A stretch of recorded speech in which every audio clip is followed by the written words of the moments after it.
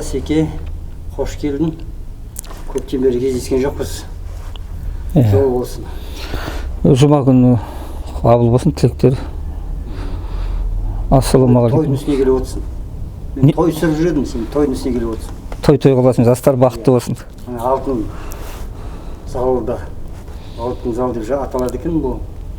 Алтын залда отырсың. Ал сөз тізген өзінде. Алтын залға келіп жатқан тегін емес қой енді. Жастар бақытты болсын. Олардың да бір хикметтері бар ғой енді. Ал өзің қалай Ресейге жақсы барып қайттың ба? Шүкір. Ресейдегі ағайындар не деп жатыр? Қиындау жағдай. Қиындау. Майларын жуып жіберген ғой мен. Шайып жүрген дейсің ғой? Шайып жіберген. Мен ана қазақтарға айттым, сондағы қазақтарға. Бұл сіздің жеріңіз дедім. Міне, сенбесеңіз міне, миттің басында қандай кезінде жерленген, сен аталарың жерленген. Бұл орыстың жері емес, бұл сіздің жер. Орыстар мында келген деп. Түсіндіріп айттым да. Өйткені олардың орыстың жері деп тұр ғой. Енді былай енді, дәл осы мына кемедегілердің жаны бір деп тұрсың ғой. Біз қалай дейік, балай дейік, енді өзіңде жақсы ұстаным бар ғой. Ана бір-екі неңді көрдім арасында, тірлікпен менде қолым тимей кетті, ренжімейсің сен де. Хабарласпай кетті, басқа қалмай кетті деп. Сол орысша интервьюлерімді көрдім, Россияға баратырмын, Ресейге баратырмын деп. Енді кемедегілердің жаны бір дегеннен бастайын. Енді ол да тегін емес қой енді. Негізі, сосын Ресей тақырыбына тоқталамын. Негізгі тақырып тұрған. Өз сол адамды сояққа жіберіп атқанда сені де жаңағы мына бір керсақап сансыз баба сайрамдағы ол өзінен өзі қозғалған тақырып ана кімнің сояқта шымкенттіктердің. Сосын ойланып, осының жолы мынадай екен ғой деп, соны көресің, көре аласың. Бірінші кемедегілердің жаны бір. Әрине. Қазығұртқа басына кеме тоқтаған. Біреу тоқтаған дейді, біреу тоқтамаған дейді. Араратты айтады, басқа жақты айтады. Енді біздің жерге тоқтаса, ешкімнің жаны шығып кетпейді. Нұх пайғамбардың кемесі тоқтады Қазығұртқа десе, ешкімнің бірдеңесі түс қалмайды. Бүгінгі жұма күнінің құрметіне Нұх пайғамбардың 7 баласы болады. Біріншінің аты Дүйсенбі. Кәдімгі аптаттар солардың балдарының атымен аталады екен. Иә. Сол бірінші тестігінде Дүйсенбі, Сейсенбі, кәдімгі жексенбіге дейінгі 7 күннің аты сол Нұх пайғамбардың 7 баласының атымен аталады. Соның дүйсенбісінен Наурыз айт сақап деген толады екен. Наурыз. Кәдімгі Наурыз мейрамы дейміз ғой. Содан үшінші Нұх пайғамбардан, яғни сол Наурыз сақап айт сақап толады екен. Көрдіңіз ба? Наурыз аяты бар ғой. Енді Асеке, сіз сияқты ешкім сөйлемейді. Келген сайын бір жаңалық айтасың енді. Мен үшін. Осы бір неге ризамын. Тарихта ешкім біле бермейді деген дұрыс қой. Өйткені біздің алдыңғы айтып жүрмін, талай алдыңғы буындар шығару керек еді негізі. Салмақтың үстіне салмақ қосылып жатыр. Өйткені құндылықтарымыз жоғалып жатыр. Соны дейсің ба, басқа қыласың ба, үлгере алмай жатыр енді Айболат досым. Айтарым жаңағы сәуір дүйсенбі сәрсенбіден сәуір сақап қалған толады екен. Сәуір айының атымен аталатын. Сәуір.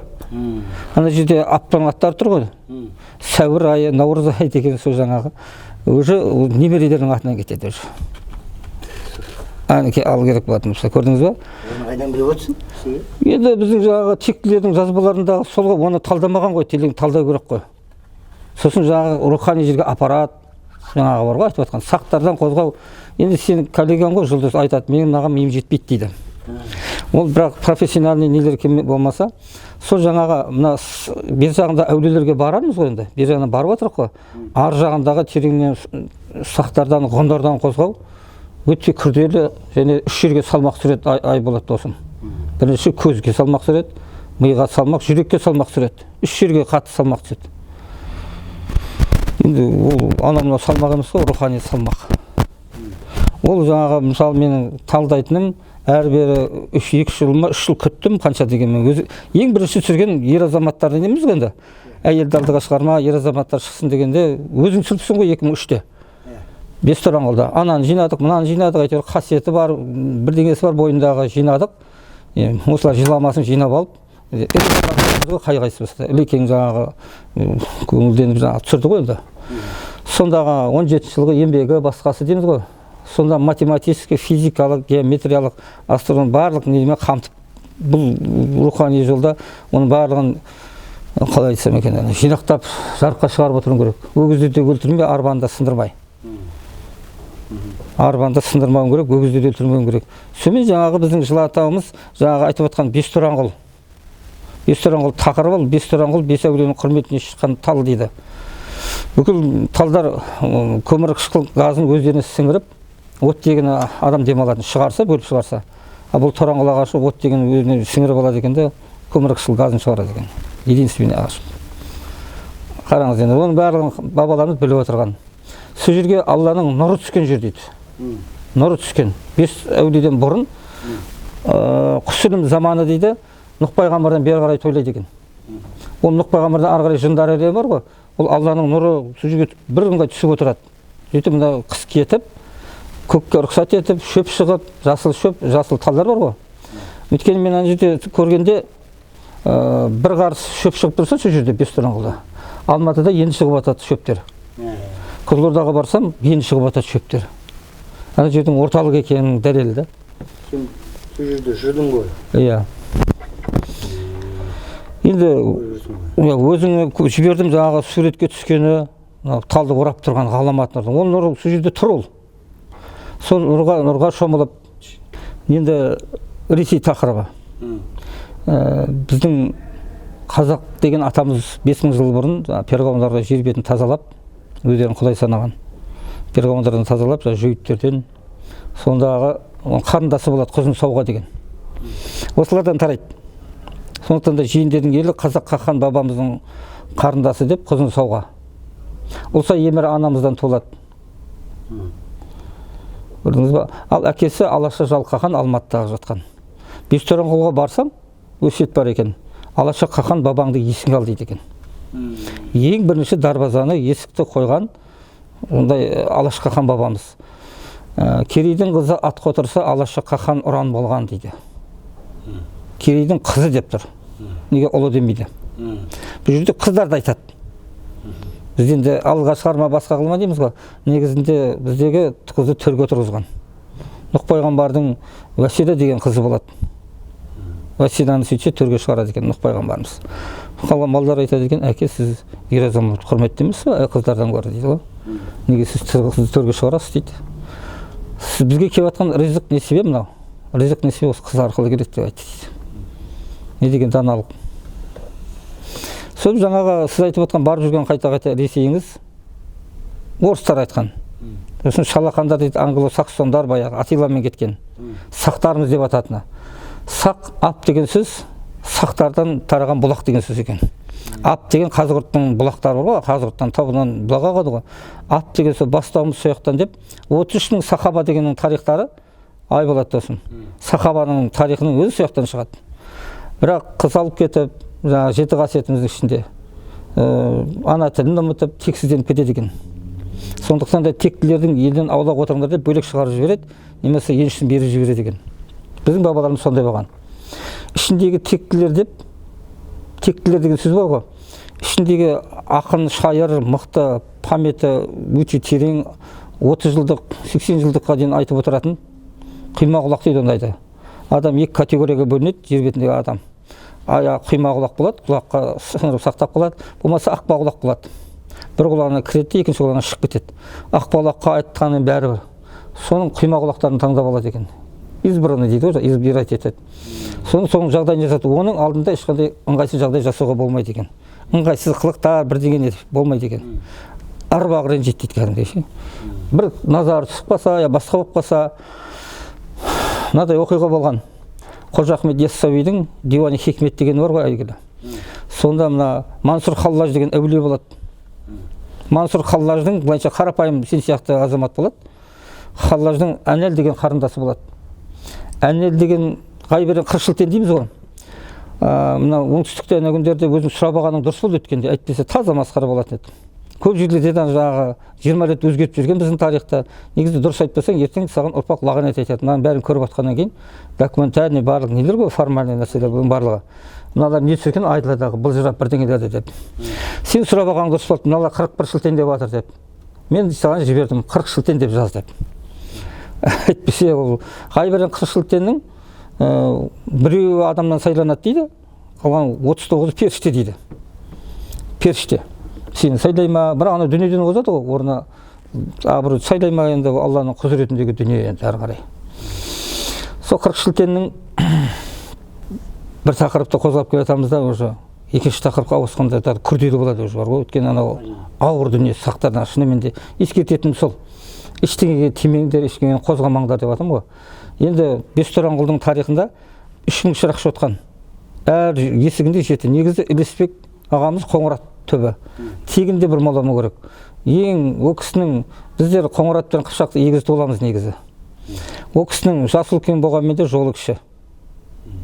Ілеспек ағамыз жолы кіші. Бірақ ең кенженің босаға таңбалы деп, босаға П деген әріп бар ғой. Соны жаңағы Бестораңғұлға 7 қақпа қойған. Алашақ жал қақан өзі. Өйткені барлығы білген, есептеген. Математикалық, физикалық келешек ұрпаққа барлығын айтып кеткен. Осылай жасаңдар тек қана, бұдан ауытқымаңдар деп. Сөйтсе бүкіл патшалар, хандар керек болатмаса, жеке басты адамдар да Алашақ қақанның өсиетінен аттап кетсе, оны бетіне басады екен. Сен өсиеттен аттап кетіпсің сен деп. Естіп отырсың ба? Сондықтан да біздің ата әжелеріміз ешқайсысы өсиеттен аттамаған Айболат досым. Бір күні мен шашта жерге бардым. Адам көп, 500-дің үстінде адам бар ана жерде, ығы-жығы. Бәрінің жаңағы әйелдер жағы көп екен. Сөз бермейді енді. Қазір алдыға шыққан ғой, я шалдар сөйлеп отқан жоқ. Досым бар еді, Асылхан. Асеке мына жерден өсиет айтыңыз. Ал енді содан енді мен сіздерге бір өсиет айтайын. Ой, ненің өсиеті, қаяқтағы өсиет? Сонымен Айша бибінің өсиеті дедім енді. Айша биби. О кісінің өсиеті бар ма екен? Бар екен. Сол Айша бибінің, мен сіздерге Айша бибінің өсиетін айтайын дедім енді. Анда сөз бермей баратыр. Ер азаматын басынып баратыр. О, көкемді құртқан екенсіз ғой деймін. Мақұл, енді мен сізге өсиетпен тоқталтайын деп байқайын дедім енді. Сыңайларын, ана өсиетке қалай көзқарастары. Айша биби тектінің қызы тура қараса иманнан ұяласың. Тексіздің қызы тура қараса туғанына ұяласың. Сені де ана тудырмай қиналасың деген сөзді айтып, үн жоқ, үн шықпай қалды ғой. 500 адамның 2 сағатта соның бір шыбын шыққан жоқ ана жерде. Сілтеден енді өздері тектінің қызын ба, тексіздің қызы ма деп біртүрлі болып ізденіп кетеді ғой милармен. Сол әсері өте мықты болады екен. Сол бізге жетіспей жатқан. Мына Бақытжан Жасұзұлағұл деген өзің билерді жақсы зерттейсің ғой. Өткенде сұрап жатыр жаңағы группада. Зейника Малханым өзің бәрін реттеп ортаға қостың ғой. Мейірім мен шафағат деп атап оны. Енді Құда қаласа қосып қоямын ғой. Сол жаңағы Бақытжанға ол өсиеттерді айтып жатыр менде. Мына Бақытжанды төрлеріңге шығарып сыйлаңыздар сіздер деп. Өсиетін тыңдаңыздар. Ана билер әшейін ете бермей. Өйткені ол киелі өсиет елдің қазығы, ұрпақтың азығы, сұлудың назыны деп. Бекет атамыздан қалған өсиеттер бар екен. Бекет атамыз да өсиет айтқан. Жаңағы аталы сөзге арсыз ғана тоқтамайды дейді ғой. Аталы сөзді атқанда ол баталы сөз ол. Өсиет деген сөз адамның жаны шығуымен, мына 18 мың ғаламда шарлап, онда келет деген өсиеттер бар оны. Ондай адаммен ойнай бермесең деп қайта-қайта. Сол жаңағы Мансұр Қаллаж дегенге айтады, ағайын туысқандар бүкіл ауылдастар, сенің қарындасың жеңіл жолда жүр дейді ғой, Айболат досым. Мысал беріп жатырмын, сен жеңіл жолда жүреді, мынау кетеді, кештің құрым қаңғырып бір жақ. Қаяққа барады, қыз бала ғой енді. Сен аңдыш соңынан аңдыса, Ғайберден 40 шілтендерге жәннаттың суынан қызмет жасап жүреді екен жаңағы Әнел деген қарындасы. 40 шілтендер көреді ғой, аңдып қараса, сенің Әнел ана жерде ағаң келіп тұр дейді. Ауызы, мына кішкентай судан жәннаттың суы кішкентай дәм таттыр ағаңа дейді ғой. Өйтіп қарындасы ана көтере алмай қалатын біледі да халін. Хал деген болады, хал ілімі деген болады яссауиде. Кішкентай көбісін өзі шығып қояды да, мынада бір глоток дейді ғой, бір жұтым. Соның өзін қалдырғанда, аға сізге мына шілтендер, періштелер отқан, беріп жатыр дейді, сізді көріп отыр олар дейді. Сіз жасырынғанмен. Ойбай нағыл дейді деп ішеді жаңағыны. Мансұр. Ішкенде сөйтіп бірден есі шығып Аллаға ғашықтық хал өтіп кетеді ғой. Ғашықтық деген Аллаға деген ол оңай нәрсе емес. Өзі делбе болып өзін жоғалтады уже. Оған жаймен келеді көп адамдар. Бірден шығып кеткен ғой жаңағы жәннаттың суын ішкенде. Сөйтіп ән әл-хақ, мен әл-хақ деген яссауидің зікірі бар ғой айтады. лайсал хади лайсал хақ, минал хақ, аннал хақ, ла илаха иллаллах деген сөздер бар ғой. Білесіз шығарсың, естіген шығарсың оны. Яссауидің хикметтерінде жазады соны. Сонда Мансұр Халлаж, мен бір мысал беріп жатырмын әруақты адамдар туралы. Олармен ойнай бермеу керек, санасып, шамәл біле есептесіп отыру жөнінде. Өйткені біздің қозғап жатқанымыз қазір сақ, оны ешкім қозғамаған. Тек 1903 жылы тектілер жиналып 17 адам. Емшіліктің де құпия жолын бір жола ұстамаңдар деп тыйым салған көп нәрселерге. Тектілер ең төмен сатысын ұстасын деген. Сол нашар дорба арқалайды дегенде біз дорбаны арқалап қызметтеміз қазір. Айболат досым. Анадай тәкаппарлық, кісілік, мақтаншақтық жүрмейді бұл жерде. Енді пендешілік болады қайсысында болса да. Ал бірақ мынадай сақтардан қозғап жатқаннан ойлануға тура келеді. Оны таңдауға тура келеді. 10 жерден принцесса болғанмен де жауапкершілік өте күшті болады ауыр жүгі. Ол сен қазір ортада дұрыс айттың, Асеке, ер азамат бастасын деп. Енді сен менімен 2-3 адам үлгере алмай жатыр. Шынымен де әйелдер көп. Кеше ана Асылбек Керейде шығып жатыр, әйелдер көп деп жатыр олайды. Көп енді жағаласып. Содан енді Мансұр, сонымен делбе болады. Сөйтсе жаңа аннал хақ, минал хақ, лайсал хади лайсал хақ деген, минал хақ деген сөз, минал хақ деген, мен хақпын, мен құдаймын деген сөзге өң айналып кетеді ғой. Сөз көрдіңіз, бір кішкентай әріп өзгеріп жүреді. Сол енді бірақ ананың ойында ештеңе жоқ қой, арамдық жоқ, бір аярлық жоқ. Сөйтеді, оны жаңағы молдалар көреді сол кездегі замандар кәдімгі. Жаңағы 300 молда мынаны аузын жабу керек дейді, мынау құдаймын деп жүр өзін деп ше. Соны сол елдің патшасына апарады. Патшаға айтады, мынау өзін құдаймын деп жатыр. Мен оны көрім керек қой бірінші дейді. Сіздер бірден жаза бермеңдер, ол қалай болады? Жазаны қалай тағайындайсың, көрмей тұрып оны. Не нәрсе болса да анықтау керек екен ғой артынан, сұрау керек екен, білу керек екен, біреу хабар әкелсе. Сөйтсе, ол патша көреді да, мынаның ешқандай несі жоқ қой. Қылмыс жасайтын ол өзінің айтып тұрғанда білмейді ғой мынау. Мен жоқ, мен жауапкершілікке алмаймын. Аралатын болсаңдар өздерінің жауапкер боласыңдар Құдайдың алдында дейді. Патшаға да бас керек шығар. Құдайдың алдына барады ғой. Мына елдің бүкіл балығына дейін, құмырсқасына дейін, адамына дейін патша жауап береді. Жауап береді. Өте қатты жауапкершілік күшті болады. Содан жаңағы Мансұрды, мына бізге билік берді екен деп 300 молда келеді де, бұны жазалауға көшеді ғой. Аузын тиіну керек қой енді. Өзі делбе болып тұрған адамға не дейсің сен оған? Содан не керек? Жаңағы жерде аппаратта бұны әкесін танытып тұрып сабайды, әрқайсың сабаңдар дейді, ұрыңдар дейді. Бүкіл қаланың халқына бұйрық береді. Әрқайсысы ұрып өтеді, таяқпен ұрып өтеді. Сен барасың, темірмен ұрып өтесің. Сенің темірің аннал хақ, минал хақ деп зікір салып жатыр. Ол хақ жолда деп ұрып жатыр. Сонда да түсінбейді аналар. Адам деген бір түсінбесе қиын екен. Содан жаңағы не керек? Енді бұны істейміз деп. Екіншісіне сосын енді бұны құртайық дейді. Не істейді? Оны өшпейді ғой тілі. Оны бөлшек-бөлшегін шығарайық дейді ғой Айболат досым. Бұл шынымен де сондай болған оқиға. Яссауидің хикметінде түсірген соны. Содан бұны денесін бөлшек, қолын бөлшек, аяғын бір бөлшек қылып, жан-жаққа шашып тастайды. Аяғы, қолы, дене мүшелерінің барлығы аннал хақ, минал хақ, олар да кетіп жатыр уже. Куәлік беріп жатыр уже. Мынау бір сондай адам, тақуа, әулие адам. Содан не керек, бұл өлмеді ғой дейді ғой. Сонда ең ауыр 3-ші жаза қолданады. Айболат досым. Не істеу керек? Баяғы Николаевский патшаларды өртеп жүреді ғой, күлін көкке ұшырып. Сондай адамның өртекті күлін көкке ұшырып жүрейік дейді ғой. Бар тапқан нелер ғой, милардың жеткен жері. Сөйтіп, именно өртеп жүрген кезде катаклизм оянады ғой табиғатта. Цунами тас-талқан шығарады. Бұлай содан патша да шошып кетеді, халық та шошып кетеді, 300 молда да шошып кетеді, зәресі қалмайды. Бұлардың бақытына орай сол заманда Шибли деген әулие болады. Жаңа Мансұрдың ұстаз екен. Соған жүгіріп барады, тақсырымдау алаңсыз цунами, мынаны өлтіргеннен пайда болды, бір-біріне себеп, мынаны құтқарыңыз дейді. Содан кейін жаңа руханиятпен байланысы бар екен әулиенің. Руханиятпен тілдесіп отырса, Мансұрдың руханиятпен тілдесіп отырып, менің қалған күлімді өртеп жүрген мыналардың. Я Мансұр деп дарияға тастаңыз дейді. Сол кезде тыншиды дейді. Я Мансұр деп дарияға тастаған кезде тоқтайды ғой жаңа цунами. Ана кереметті көріп тұрған патша, халық, молда 300 молша. Біз сізге шәкірт болайықшы дейді ғой. Көріп тұр ана. Жоқ, менен аулақ кетіңдер. Сендер не арқалағандарын білесіңдер ме өздерің дейді. Алланың досын сендер әулиені өлтірдіңдер ғой дейді ғой. Алланың досын өлтірген. Қандай әулиені өлтірдің десеңдер дейді. Мен ала алмаймын сендерден, менен аулақ кетіңдер дейді. Адам деген сенбейді ғой, бірдеңені әкеп, алдына қойып керек та былай.